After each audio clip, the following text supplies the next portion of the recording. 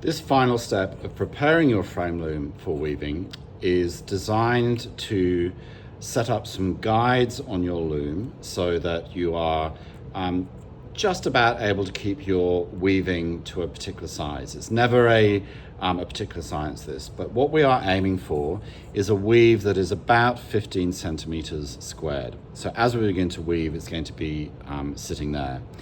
Now, from the way that we measured up our frame loom, we have got those guiding lines just here. So this is going to be the top of the weave, and this is going to be the bottom of the weave.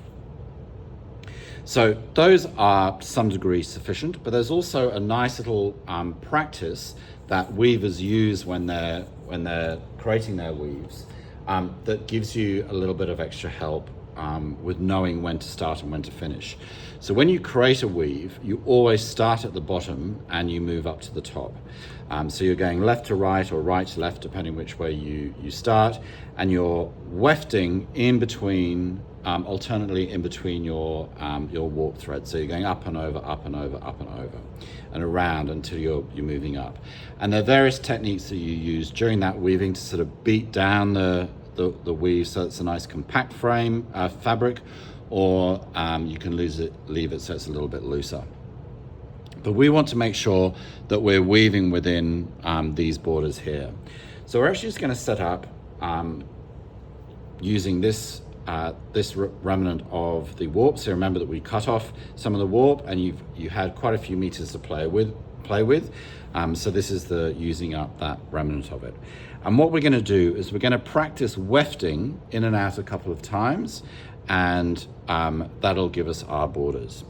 So just where the border meets the warp, I'm going to gently thread through the first bit of my weft here, practice weft, and I'm going to tie that off.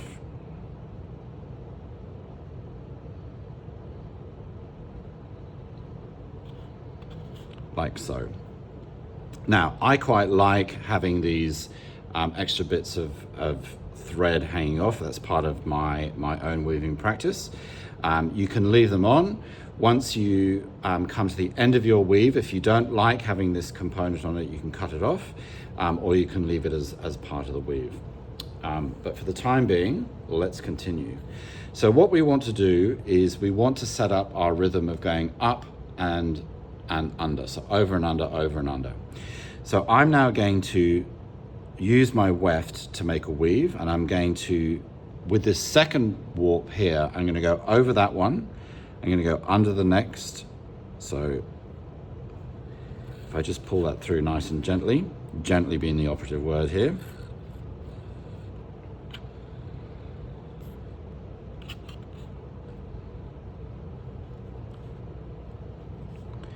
You will see that I've gone over this one, over this second warp, and under the third one.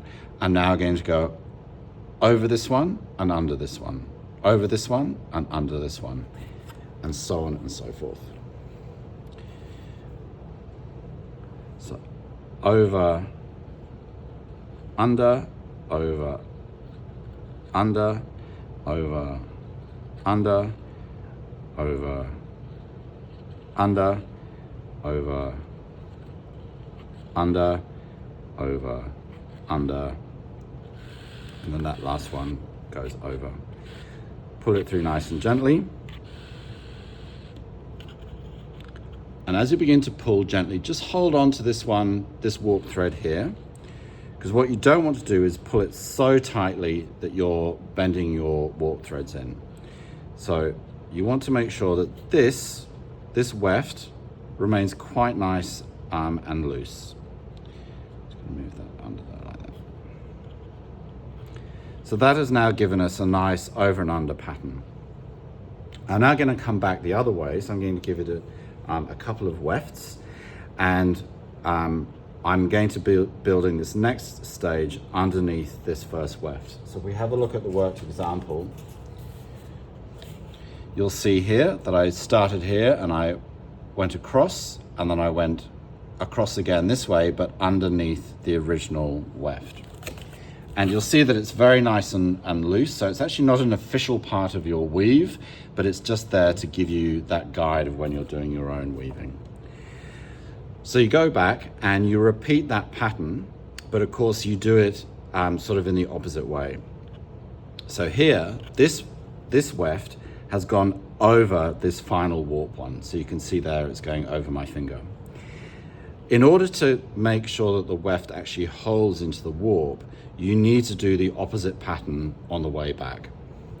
And so this weft is going over the warp. On the return journey, you want it to start by going underneath. So you go underneath this one,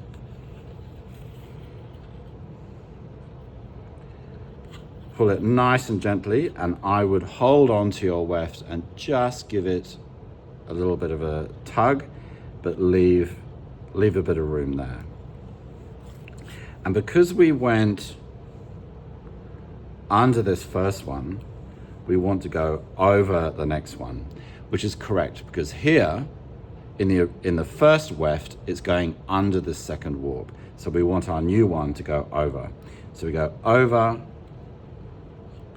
under, over,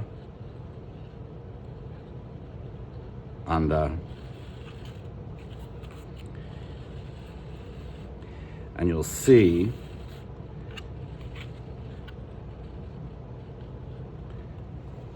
that your second line of weft has got a pattern that is opposite to the first line. So this one went over, in the new line it went under, over, under, over. And if we have a look at this particular warp here, the second line is over, but the first line was under. So that shows us that our pattern is correct. And so you continue with this. So this one went under, so I want to go over, under, over, under, over, under, over, under, over, under, and over. Now, sometimes you're actually going to inadvertently miss a warp, and so your pattern will kind of be out of sync. And there are two things you can do. You can either unwind your weft, or you can sort of go with the flow and say that you've missed a couple of warps, and it actually adds to the pattern, but it's up to you. And just to finish this process off, I'm going to do one final weft going back. So this one is coming over the warp, so my return journey needs to start under the warp. So under, over, under, over, under, over, under, over, under, over,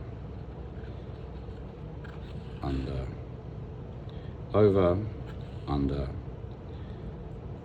over, under, and over. Pull it nice and gently,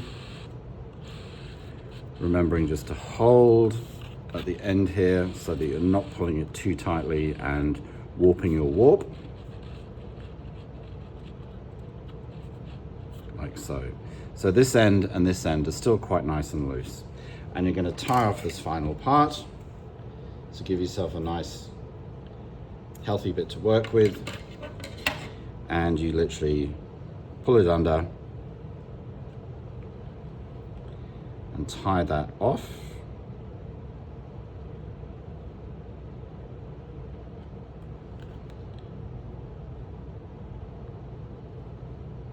Like so. And so this means that when you come to actually start your weave, you're going to be starting above it, but flush with this little bit of wefting, and you're going to move all the way up until you get to this point. So to finish this part of the process, you need to get another piece of warp, and you do that same process on this top line here, so that you finish off with something that looks like this. You've got your marker at the bottom, and you've got your marker at the top.